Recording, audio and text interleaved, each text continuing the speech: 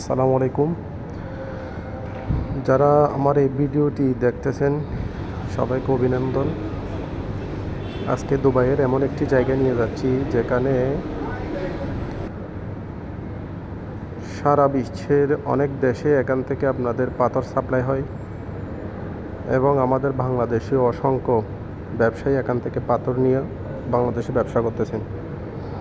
তো আজকে আমাদের দুবাই শহর থেকে প্রায় 200 কিলোমিটার দূরে একদম ওমান বর্ডারের সাথে লাগোয়া কয়েকটা পাথরের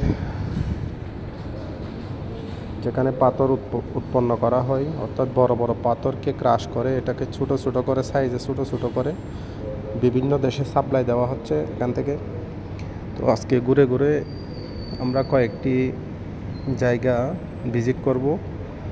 তো আশা করি আপনারা এই ভিডিওটা দেখে অনেক উপকৃত হবেন। তো এটা হচ্ছে এই দুবাই থেকে প্রায় 200 কিলোমিটার দূরে ওমান বর্ডারের সাথে একটা পাথরের ক্রাশ করা হচ্ছে এখানে। তো আপনারা দেখতে পাচ্ছেন।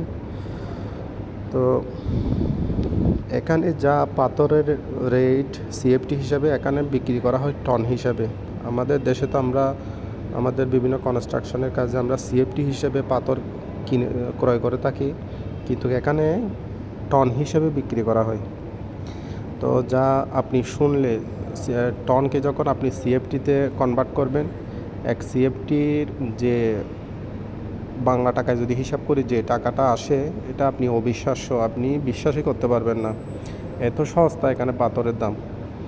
তো এটা যেহেতু আবার একটা ট্রান্সপোর্টেশন কস্ট যোগ হবে এটার সাথে, এটা আবার একটা এখান থেকে আবার পোর্টে যাবে, পোর্ট থেকে আবার শিপে করে এটা বাংলাদেশে যাবে, বাংলাদেশ থেকে আবার এটা খালাস করে যখন আপনি আপনার গন্তব্যে নিয়ে যাবেন, তো ট্রান্সপোর্টেশন সব খরচ যোগ করার পরে আপনি যখন হিসাব করবেন হয়তো একটা রেট তখন চলে আসবে। কিন্তু আপনি এখান থেকে আমরা যে রেটটা দেখলাম আপনার পার টন, 1 টন হিসাবে আমরা যে রেটটা পেলাম এবং ওটাকে আমরা সিএফটিতে কনভার্ট করে যে রেটটা আমরা হিসাব করে পাইছি, এটা আপনি বিশ্বাসই করতে পারবেন না।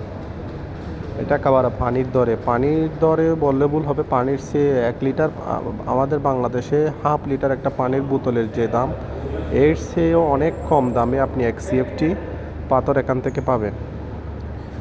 তো যারা এখান থেকে পাথরের ব্যবসা করতেছেন বাংলাদেশে, অনেক এখান থেকে ইম্পোর্টাররা বাংলাদেশ থেকে এখানে এলসির মাধ্যমে এখান থেকে পাথর নিয়ে ওখানে ব্যবসা করতেছেন। আশা করি তারা খুব ভালো করতেছেন তারা। এবং যারা নতুন কোনো ব্যবসা খুঁজে পাচ্ছেন না, আশা করি এই পাথরের ব্যবসাটা আপনারা চাইলে করতে পারেন।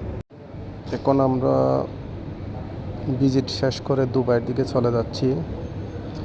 তো আশা করি আপনারা বিষয়টি বুঝতে পারছেন এবং এই সম্পর্কে যদি আপনাদের কোনো প্রশ্ন থেকে থাকে, এই সম্পর্কে যদি বিস্তারিত আরও কিছু জানতে চান, তাহলে অবশ্যই কমেন্টস করবেন, আমি উত্তর দেওয়ার চেষ্টা করব ইনশাআল্লাহ।